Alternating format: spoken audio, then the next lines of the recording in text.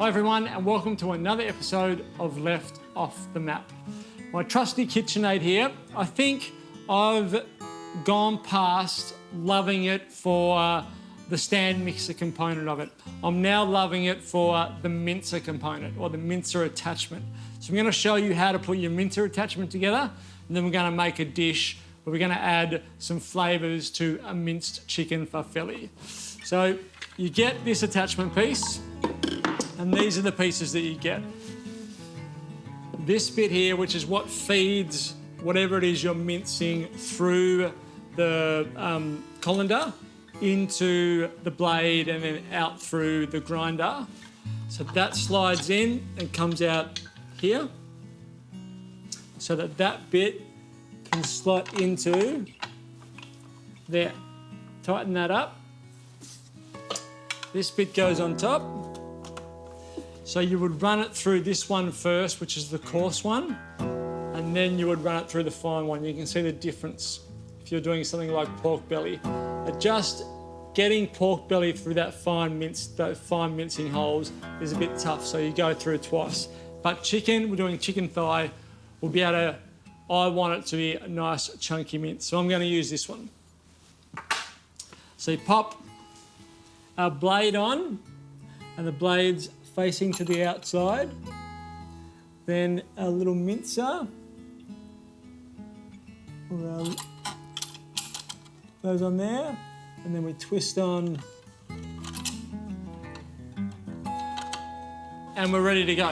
So what I'm going to do is make a flavoured chicken mince. Chicken thigh pieces are the best thing if you're making chicken mince because they've got some fat naturally built into them. So my chicken, I just want to chop into probably these thighs into 3 pieces, just so it's a little bit easier for my mincer to handle. My garlic will be able to go in as is. My herbs, my rosemary and my thyme will be able to go in as is. And I'll cut my onion up. So I just want to kind of roughly dice my onion. Just run your knife through it, break it up a little bit just to make that blade not have to do as much work. All right, so I'm good to be able to feed all of that through my mincer now. So turn that on.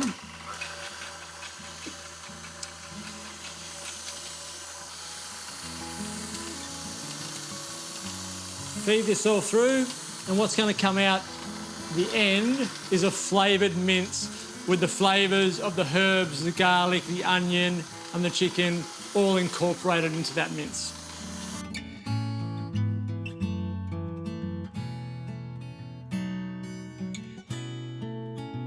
The chicken mince mixture is nicely minced. It's rough, which is what I wanted it to be. And now I had to think while the mince was coming out, I came up with what I think is a better version. I'm not going to make a minced chicken farfalle. I'm going to make a minced chicken and hot sauce, which you can use for lots of different things or just eat on your own. It's just a little bit more versatile. So we'll get our pan on, start cooking off our chicken.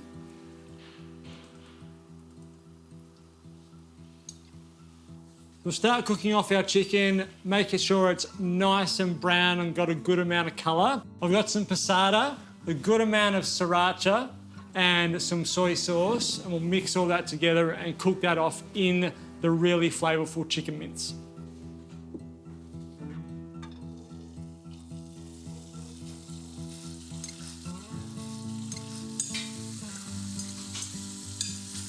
The chicken mixture is nice and crispy now, so I can add my sriracha. I've got about 1/4 of a cup of sriracha.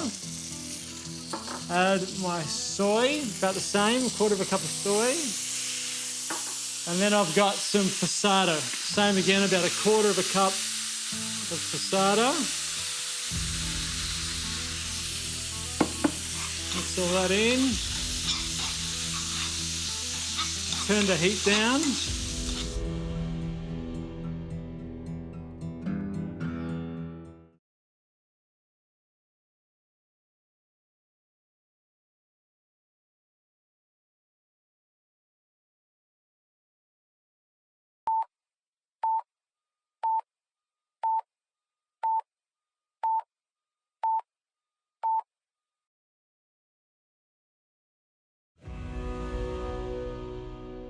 While that was cooking, I came up with the best way, I think, to serve that minced chicken mixture. San Choi Bow. So get yourself some cos lettuce leaves, just trim them so that they're like little spoons. You can spoon the chicken mixture into that and then basically eat it. You get an edible spoon to go with it.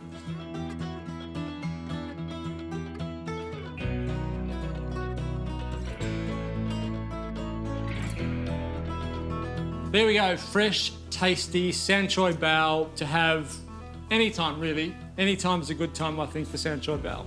Now I'm gonna go catch up with Holly, who I know is at Dalrymple Vineyard in the Pipers River wine region, and she's catching up with the, I don't know how to say, vineyarist, I'm just gonna say winemaker, Pete.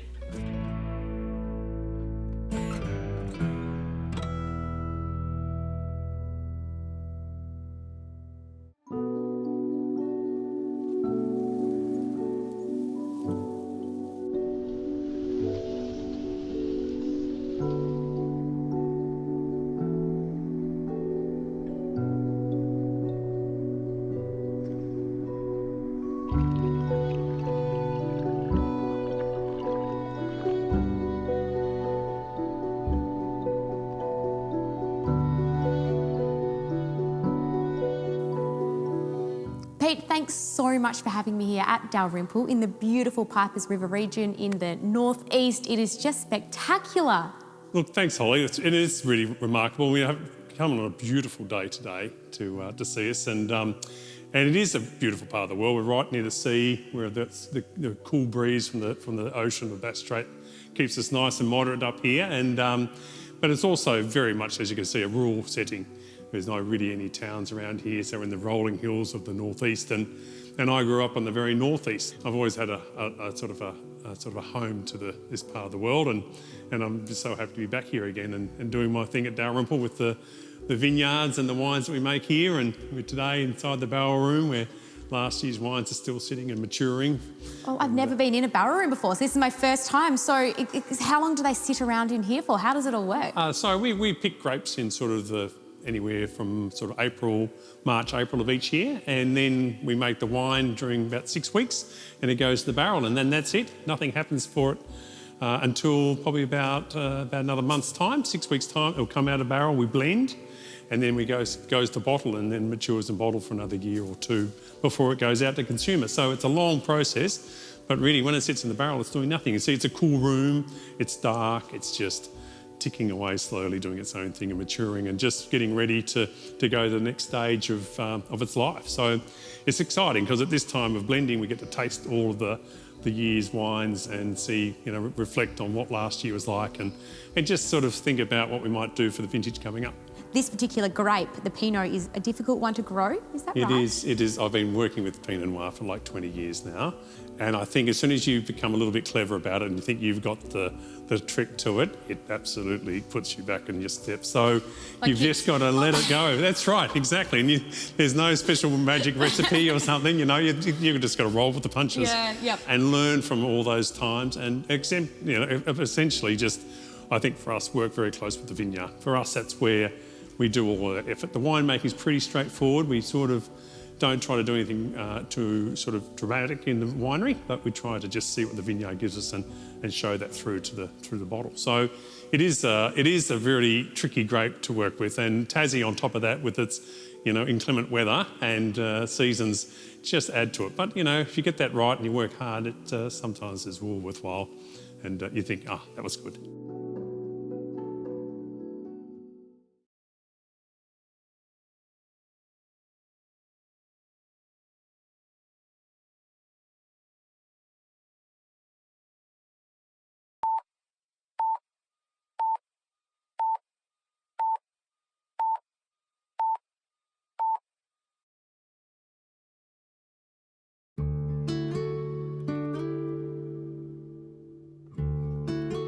What is it that makes the Pinot grape different? I think it's because it doesn't like too much hot. Mm-hmm. It doesn't like the warm weather. That's why you only grow it in cool regions like Tassie. Some parts of, obviously, the home Burgundy in France is a very small area. Some parts of Germany. And Tassie's quite good because it doesn't get super warm in the summer, but it can have really long autumns, and I think that's what really helps Tassie's Pinots. And they show differently. You have a wine from Tasmania, one from New Zealand, from Burgundy. They're all wonderful Pinot Noirs, but they all have a reflection of who they are. They look like where they come from, and everyone is, accepting that, and they know that's their style of Pinot Noir. Oh, I very much look forward to trying them, that's for sure. I've heard fun. fantastic things, and obviously with your whole background as well and your award-winning background, you know what you're doing. Yes, sometimes I think with any Pinot producer that they, happy if they make something that they hope is going to look like what it does. And as you see the wine in the barrel through the year, you change your mind from one thing to another because it changes all the time as it matures. I guess at this time is when you really want to see what it looks like because it's had its time to fully mature before it goes to bottle. And it is really, it's exciting to see that. And then you have consumers come to visit us for tastings here. We do sort of appointment tastings and to hear what their feedback is like and to know that they've been following Dalrymple for so long and been making almost like a sort of a pilgrimage here because we're not just open cellar door. Yeah. They make an effort to come and see me and they want to tell me about their experiences. And that's the real cold face of what you do as far as wine goes. It's the people who are buying the wine and drinking it and telling you about how much they like it. You realise that you're on a reasonably good track with that feedback. The ultimate, exactly, product testing. The it product doesn't testing, get much that's more right. product testing than that. No one buys your wine, you're probably not on the right track. But generally it's really nice just to have that feedback and see people come to see you and be so excited about coming and knowing about the wine. So yes, that's sort of the flip side of all that work is to have that feedback. So people can come right here, can't they? Book in online, yes, and they go on the website and book us in. And at the moment we're sort of, I'm a one-man band, so I'm trying to balance that a bit. But and I try to do what I can for people with the tastings. But yes, to book in and then they get to do a tasting with me or one of the other people who help me in the winery from time to time. Yep. And then they get to have a look at the vineyard and ideally have the full experience of Dalrymple. Tell me, what are you looking for when you're testing, when you're trialling the whole season through? What is it that you're really hoping that you're going to taste? What are you looking for? I think, well, you will see today when we try 4 different single vineyard Pinot Noirs. So they're all from different parts of Tassie and they all show their characteristics. One's here in the northeast, we've got one from Swansea, right on the east coast of Tassie, a bit warmer near the sea. Ooze up in the mountains, quite hot being central Tassie in the summer, but then quite cold in the autumn.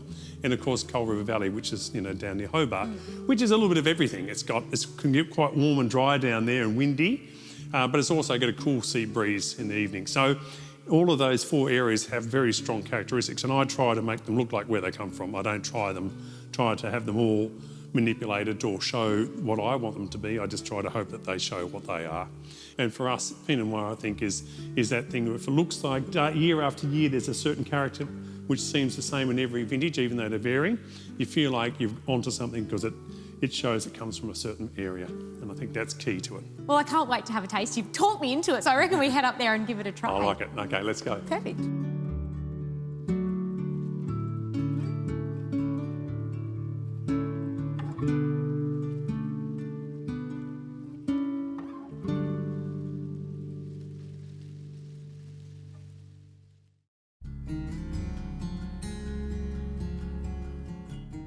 This is a summery dish. It's a prawn linguini. I'm going to use some truffle salt. My water is boiling, my salted water is boiling, so my linguini is going to go in. And basically, linguini is going to take about 12 minutes to cook, which gives me 12 minutes to bring the dish together. So I'm going to be on the clock. So, linguini out. And your time starts now.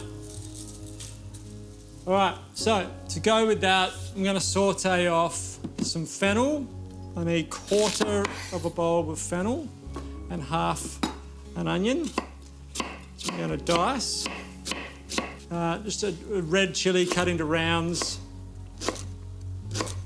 Some garlic, some anchovy that I'm going to dice. And then I'm going to turn that anchovy into a paste with my truffle salt. Here's my fennel.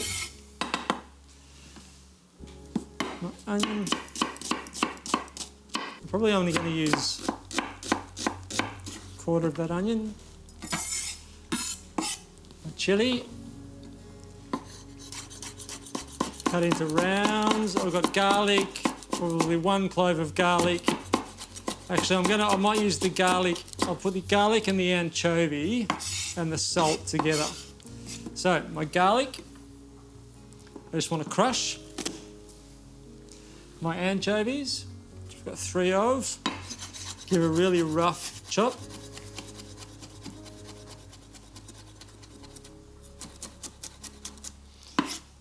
And then my truffle salt,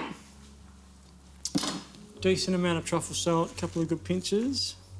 And that's going to give me the coarseness that I need to make this into a bit of a paste. So just with your knife, just sort of crush it all together. Bring it back in, crush.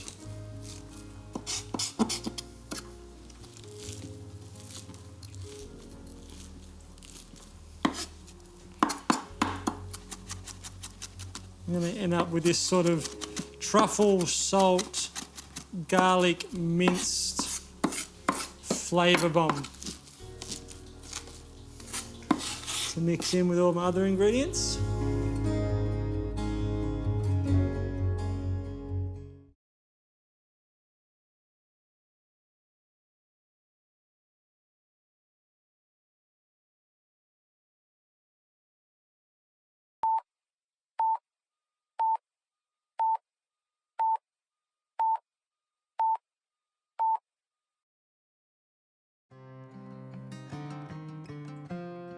Into a pan with some olive oil.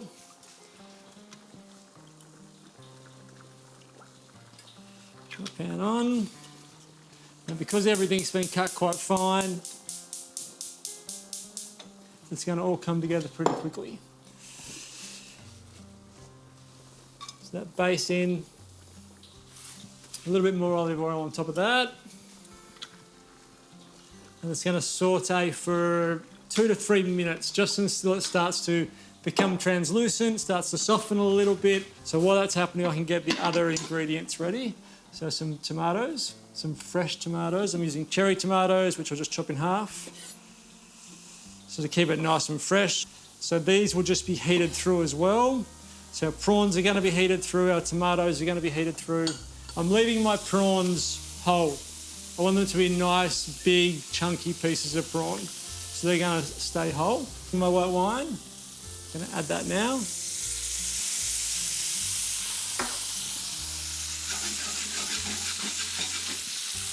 So not a huge amount of white wine, probably about 75 mils, which I'm just going to reduce down by half.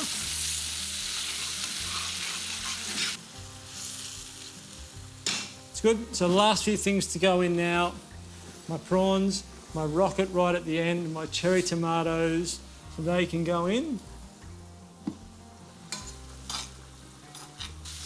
As soon as I see those tomatoes well glazed,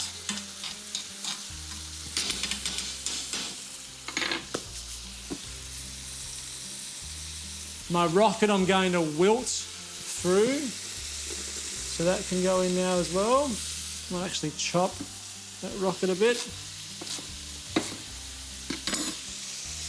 And that'll wilt down.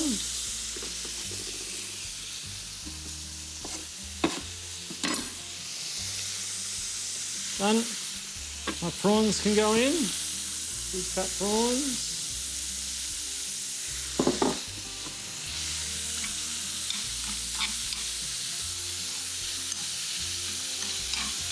Okay, you can turn the heat off in the fry pan because the residual heat will cook through those prawns. I can start to bring my pasta over. I turn my pasta heat off as well.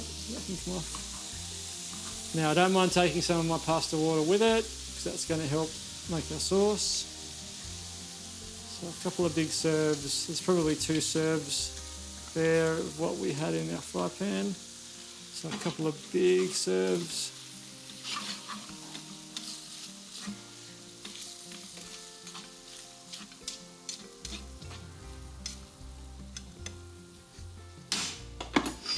We'll give that a bit of a toss.